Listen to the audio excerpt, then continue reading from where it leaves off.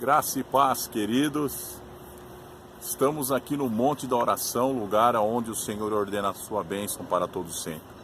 E hoje, nesse sábado, dia 6 de outubro de 2018, nós estamos aqui para uma nova série de vídeos para falar a respeito do chamado. Eu acho que todos nós temos um chamado diante de Deus, porque o nosso chamado é para nós executarmos aquilo que o Senhor nos confiou, ou seja, o nosso ministério, e que nós devemos seguir ao Senhor. O primeiro chamado de Cristo para os seus filhos foi quando ele enviou os seus discípulos, os seus apóstolos. Em Marcos 16, versículo 15, ele falou: "Ide por todo o mundo e pregai o meu evangelho a toda criatura.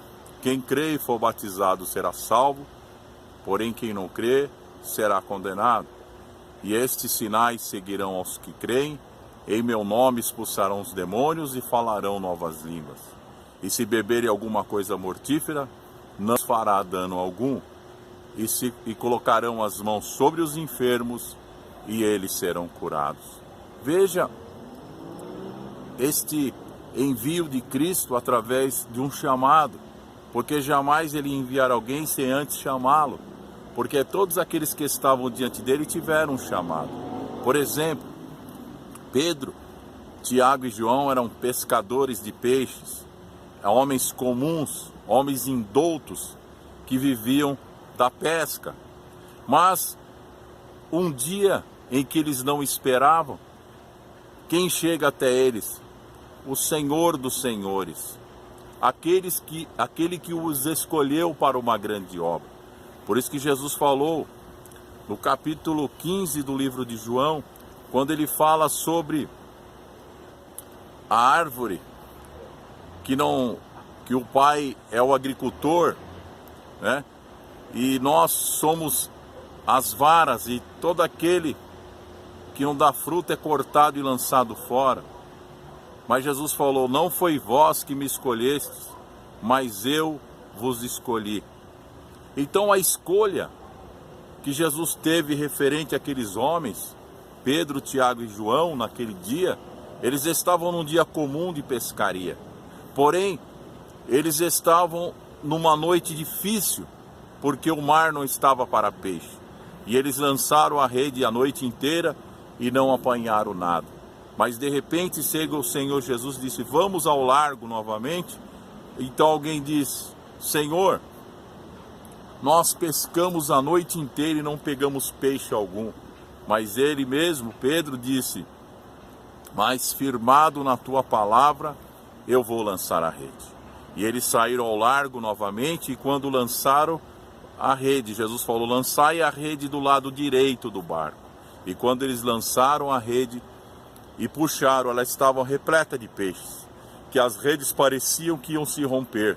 Um grande cardume de peixe estava naquela rede. Então eles chamaram os outros barcos para os ajudarem. Por quê? Porque não conseguiam trazer toda aquela quantidade sozinho. Aí Pedro se prostra perante o Senhor e diz: "Senhor, afasta-te de mim, que eu sou um homem pecador." Mas Jesus falou: "Pedro, a partir de hoje, vocês já não serão mais pescadores de peixes, mas serão pescadores de homens." Então, a Bíblia diz que eles deixaram as redes, deixaram tudo para seguirem o Senhor Jesus. Então, aquele chamado maravilhoso que eles tiveram naquele encontro, e eles contemplaram a glória de Deus, viram no Senhor o Messias esperado, aqueles que eles aguardavam.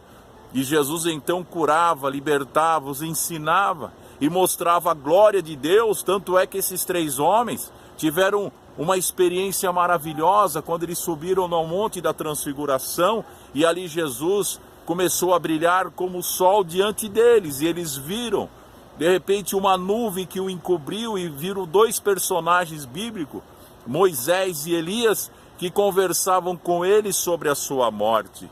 E então Pedro, atônito, disse assim: "Senhor, é bom estarmos aqui, façamos 3 tendas, uma para ti, outra para Moisés e outra para Elias."